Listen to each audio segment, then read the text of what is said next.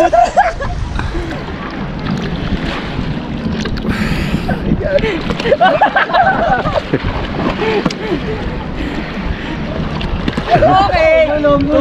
Gulong.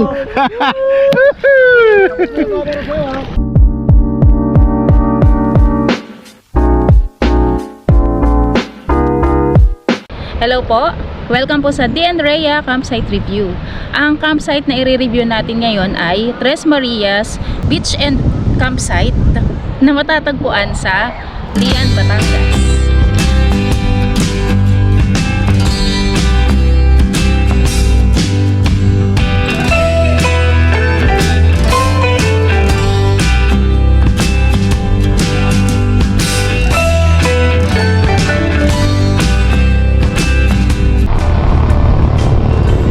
Ito yung papuntang Paye, ano? Kakanan ka dito.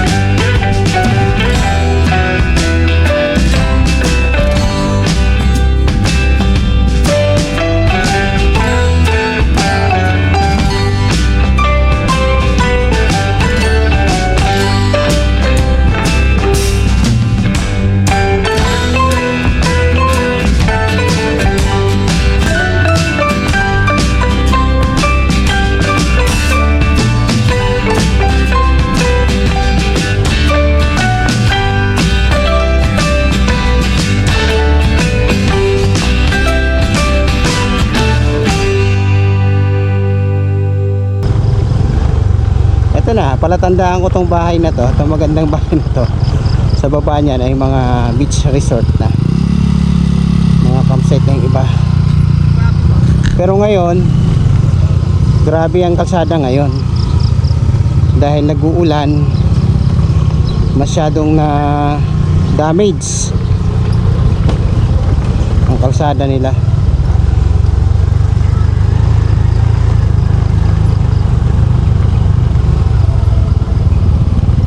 Nahirapan pa tayo lalo dahil may nasa harapan natin na dalawang L3 na nagkukontrol ng takbo natin. Ito na L3.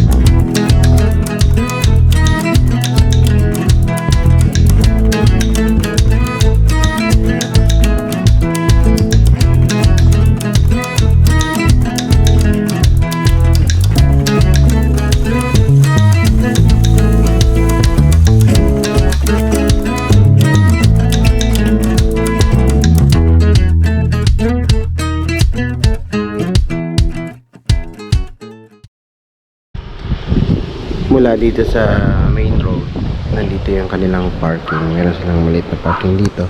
Kasi siguro mga 10 motor at saka 2 4 wheels. Ayan. Tapos pagdating mo, dahil pababa siya, may kaunting lakarin. Ayan. Dito kami nag-park. Ilan sa mga kasamahan namin dito nag-park. So meron siyang hagdanan pababa. Ayan. Hagdanan pababa. Ito na mismo yung resort, campsite resort. Ayan. Isa-suggest ko na itong area na to, pwede pa ito. Siguro kung gusto nila, lagyan ng kubo na lang. 2 kubo pa dito, or i-move nila yung mga kubo sa harap pabalik dito, dahil yung harap gawin nilang paglalatagan ng tent. Dito, isa pa dito. Siyempre hindi naman nila masyado binibigla dahil may mga puno. Malaking tulong yung puno dito, nagbibigay ng lilim. Ayan.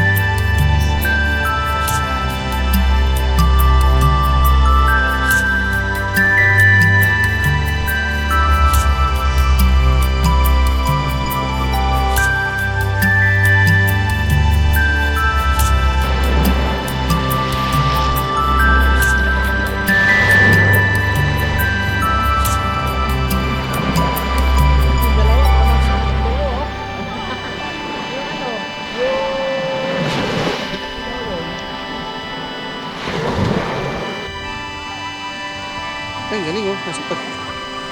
Ba? Kaya na pa yan, malamig. Sarap nga magbabad eh.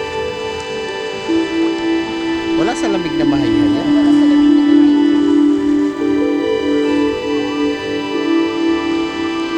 Maganda yung ano, kay Motobi oh. Ano lang oh, ano ba?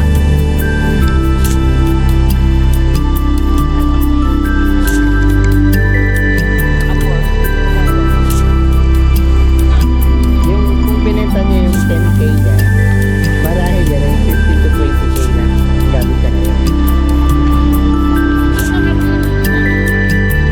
Si Hero.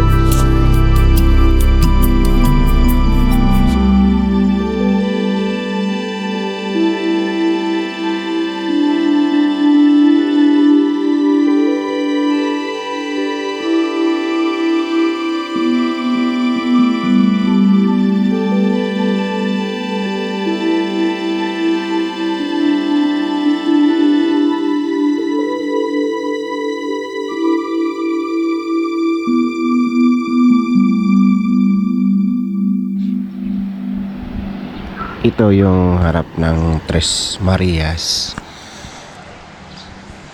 kapag umaga. Sa ngayon ay low tide, na kahit low tide ay pwede kang maligo sa dagat dahil meron namang natitirang water.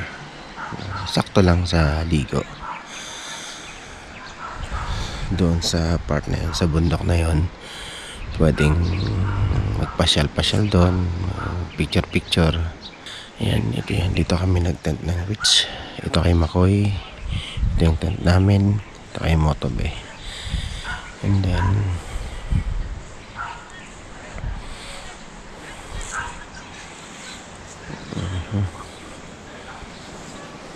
ito yung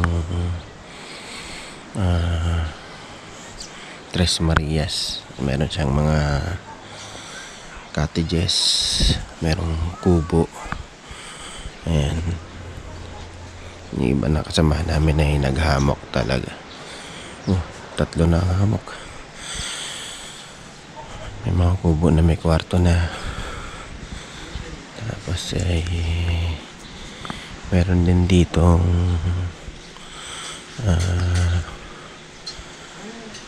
CR. 3 ang CR. Ayan. Dito.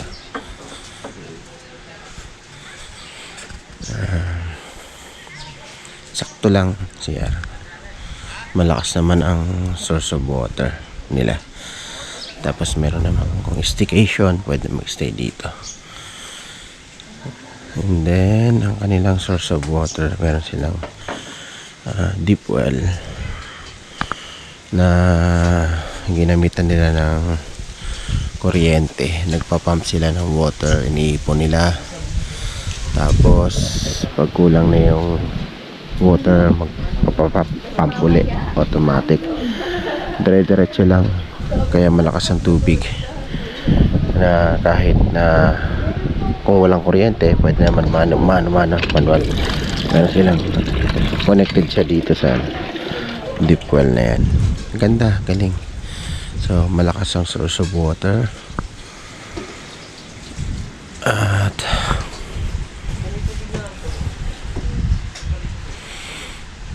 ayun, kung grupo kayo, barkada kayo, pwede kayo rito. Pwede rin naman mag-tent pitching dito. May dala kayong tent, sakto lang.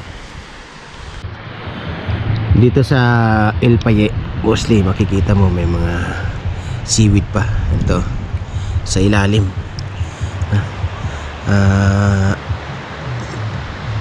Tingin ko may mga isda pa talaga dito. Ayun, sarap mamana siguro ngayon dito. Wala lang tayong antipara.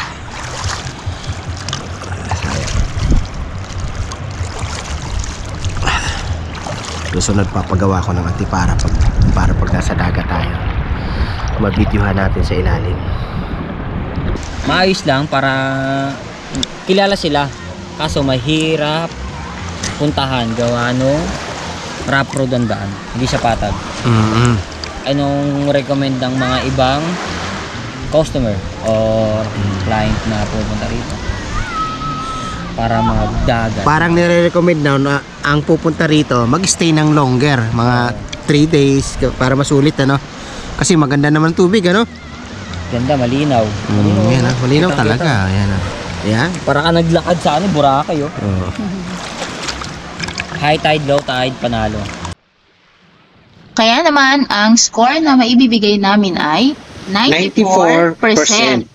Ito ay recommended namin sa mga campers na mahilig mag-camping malapit sa dagat. Ang moral lesson na natutunan namin sa campsite na ito ay tungkol sa invisible. You have your eyes and I got mine. What is visible for you is invisible for me. Hindi lahat ng nakikita mo ay nakikita ko.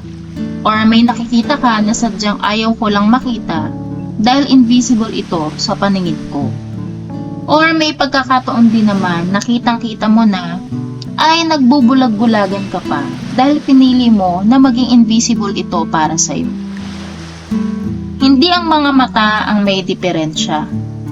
Gustuhin man niya na makita ang mga katotohanan mula sa kabulaanan ay hindi niya ito kayang gawin. Kung haharap ka sa salamin, hindi mo maitatago kung sino ang tunay na ikaw. Invisible ito sa iba, ngunit malinaw na malinaw ito sa iyong mga mata.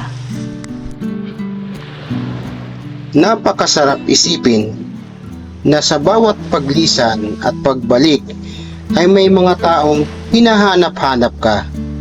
Nag-aalala sa mga sandaling hindi ka nila makita. Pilit kang isinasama sa patutunguhan at mundong pinapangarap nila. Kasalungat mo ang taong pinagtataguan ng pagkakataon na tanggapin at makisilong pansamantala sa isang damdaming puno ng pagmamataas at pagdududa. Kaya't para sa akin, mas madaling tanggapin ang wala na hindi nakikita kaysa sa nakikita at itinuturing na wala. Yun po ang moral lesson na natutunan namin sa campsite na ito. Maraming salamat sa aming mga subscribers at mga viewers. Abangan nyo pa ang susunod na campsite review na aming gagawin. Maraming salamat po.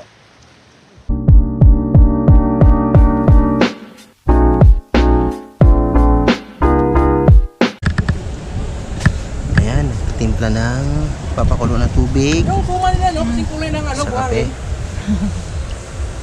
Oo nga eh. May kulay na ano. Napagod si Motobe. Mag pitch ng kanyang tent. Napagod magsulo. Solo daw kasi siya ngayon. Dapat pala maraming asawa. Pag ayaw yung isa nang bulhin.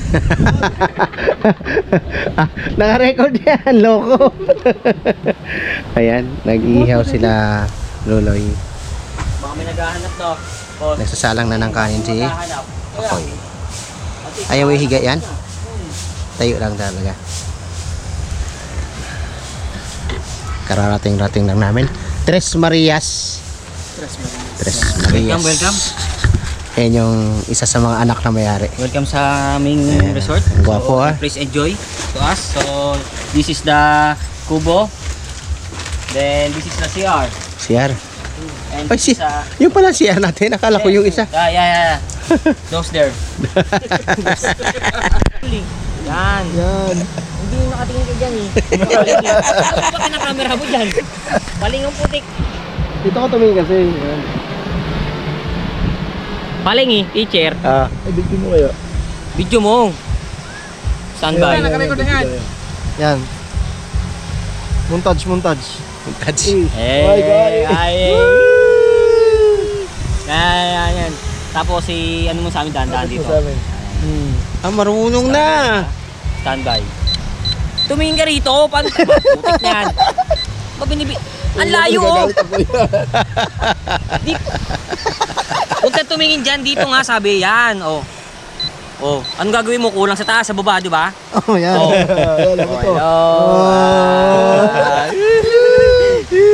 Galing na yung tutor mo. Mali ka no! Nasa paa na, gago! Nasa paa na, tignan mo. Mabuli mo. Kala mo eh. Mabulusok na. Gagi, masat sa tenga, napilis pa ang tenga. Oh, di alam gagawin oh. Nabutas pa nga. Lapit mo na. Uy, magsatan ko ha. Oh. Baba mo yung lamesa. Pucho, ano po? Atras, kunti atras. Atras! Napunit pa nga! Uy, bumaba. Atras. Mabubuhangin na naman yan. Palayo siya. Abante mo dyan, ganyan. Gog. Hindi mo makita. Baba natin. Wala na. Yung drone? Yung ba lumagapak dun sa ano? Nabuli mo muna doon. Takbo mo muna doon. Nako. Maligal lang oh. Lumagapak? Let's go. Yeah, I'm like an addict, do I gotta have it. I ain't even playing, got a really bad habit. If it moves, gotta grab it, fuse like a magnet. Lose, won't have it till I'm doomed in a casket. I ain't playing, got a weird mind. If you work 8 hours, I'ma work 9. If the shoot tastes sour, you should taste mine. I'ma stay in power for a long time.